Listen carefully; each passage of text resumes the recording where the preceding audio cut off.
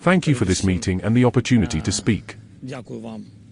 This was the best of our meetings so far with President Trump.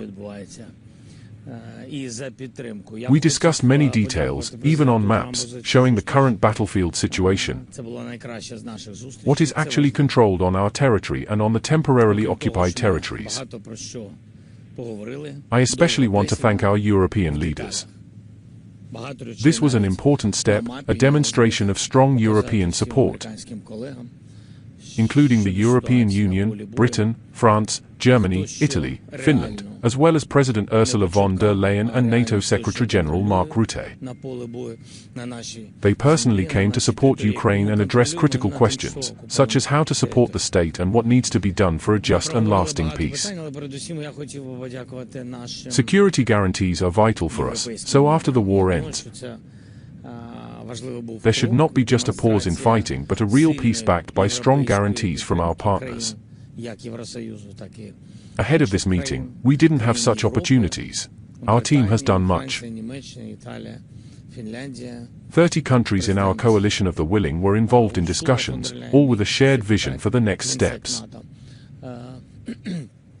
Besides European countries, Canada, Australia, Japan, and other coalition partners participated. With President Trump and then with colleagues, we discussed main topics, security guarantees, as a start for ending the war, with the US giving a clear signal that it will help and coordinate such guarantees for Ukraine. This is a major step forward, even if details remain to be finalized. Another big issue is the return of children. The US First Lady and the administration understand how difficult and painful this is, and will join in efforts to bring back Ukrainian children taken during the war.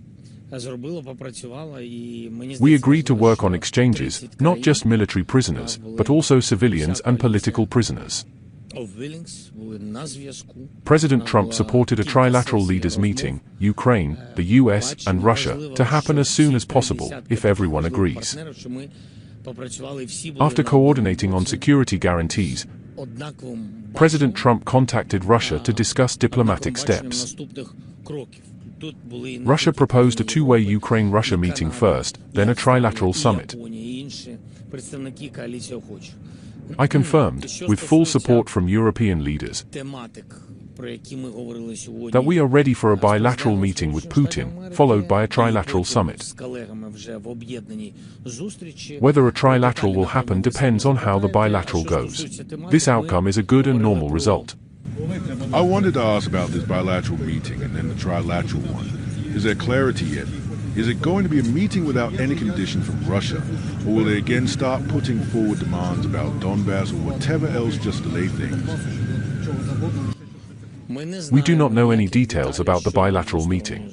Together with the President of the United States, we discussed that all parties must show the desire to end the war. The desire to end the war means a diplomatic meeting at the leaders' level. If one or another side does not show a desire to meet, we will ask the United States to act accordingly. Appropriate measures. There is pressure from the United States. For now, we understand what formats could work, and so there is likely a possibility the meeting will happen. You asked if there was clarity about the first, then the second meeting. We are ready here and waiting for society's approval. As I said, we are ready for any format of a leaders' meeting. If Ukraine starts putting conditions for the meeting, some global, certainly fair, regarding the ceasefire, then Russia will put forward 100 conditions of their own. So I think we should meet without any conditions and then think about the next steps to end the war. Have you seen the photograph from the Oval Office, the map of Ukraine with the occupied territories, the percentage that is occupied? What do you think about this map? I even argued about the percentage shown on the map because I am very well oriented in the percentages of temporarily occupied territories. Still, there was no quarrel. We had a very warm, substantive conversation. What is the position of the United States? They continue to insist on this so-called territorial exchange. Is there any acceptable formula for Ukraine where something can be recognized as Russian, or regarding the territorial issue? I had a rather long conversation about the map with the United States. They prepared well, I am grateful to them, though we already had the same map. But still, we had a long discussion about this. It's very important to understand that some parts of our country, such as the East and Crimea, were occupied not because one army pushed another back, but because there were no major battles, for instance, in Crimea. So you can't say that a large part was occupied just because the Russian army is strong. These points are important, not to accuse someone, but so that the President of the United States actually understands what the real army movements were, and the strength of the Ukrainian army.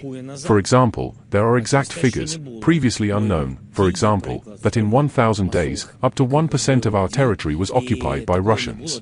People think 20% or 18%, but it was up to 1%. It changes the focus for us, the focus on truth and reality, but also shifts the balance of how strong each army is.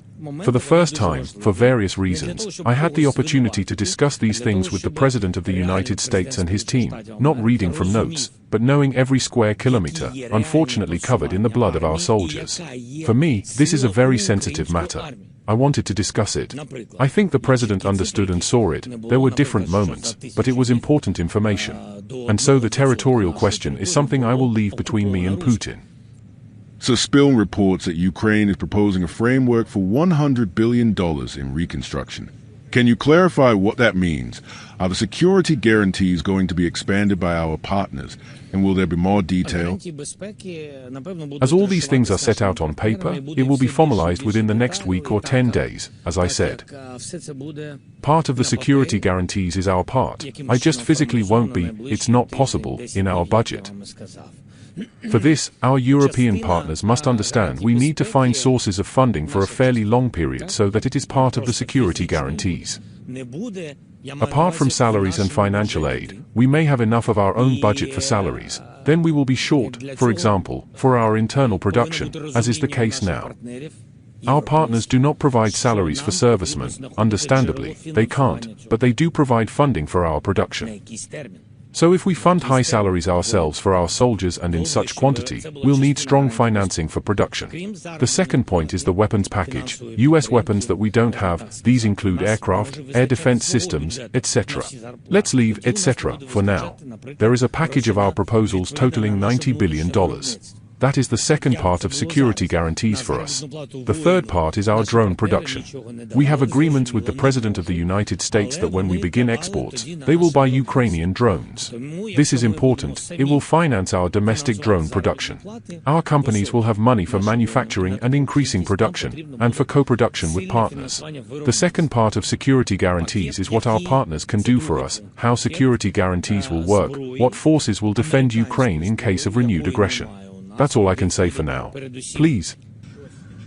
In the briefing, was there anything during these multilateral, bilateral negotiations that was unacceptable to you, and what was it?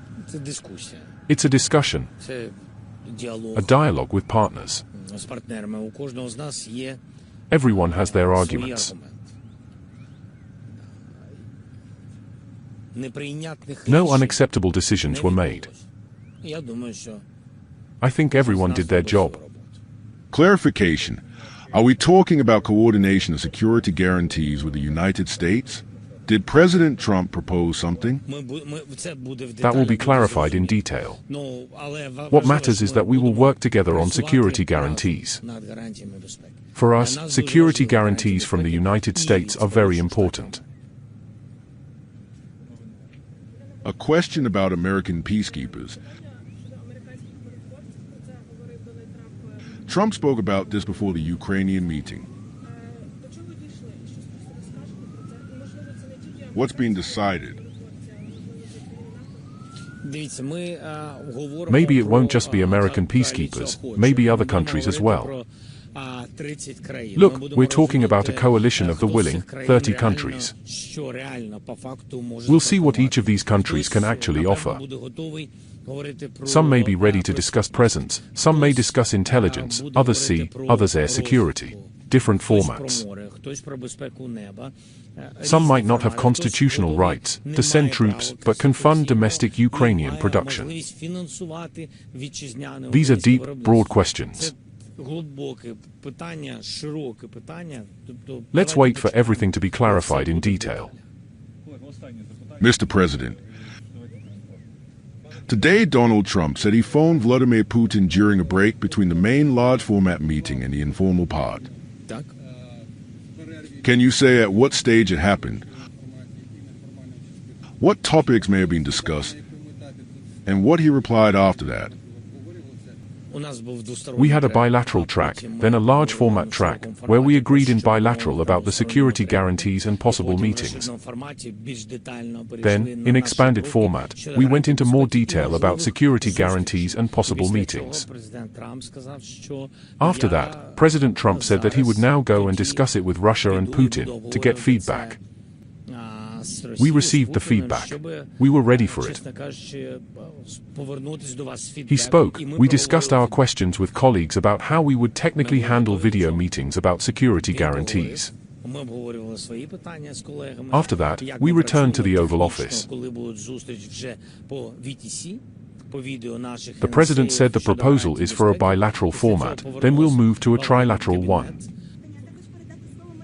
Miroslava and everyone, I want to ask my question and also pass the word to my colleague Vitaly Shevchenko, whom you may not know. He also has positive words.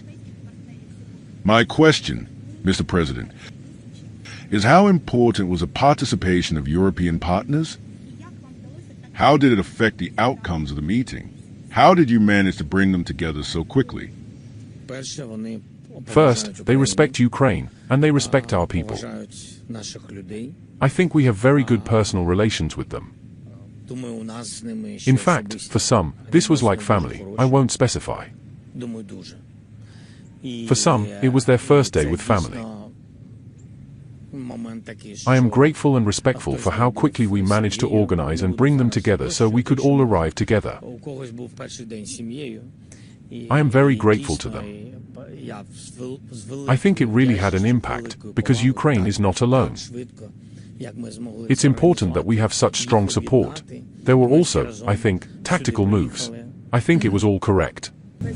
Sorry, what? Is there a date for you to meet with President Putin? The date? Yes. No, we don't have any date. No We don't date. have any date. We just confirmed after this productive meeting with President and then with all our colleagues, with the partners, we confirmed that we are ready for a trilateral meeting.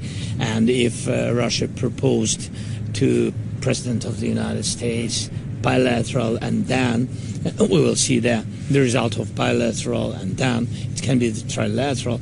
So I said always, so Ukraine will never stop on the way to peace, and we are ready for any kind of formats, but on the level of leaders.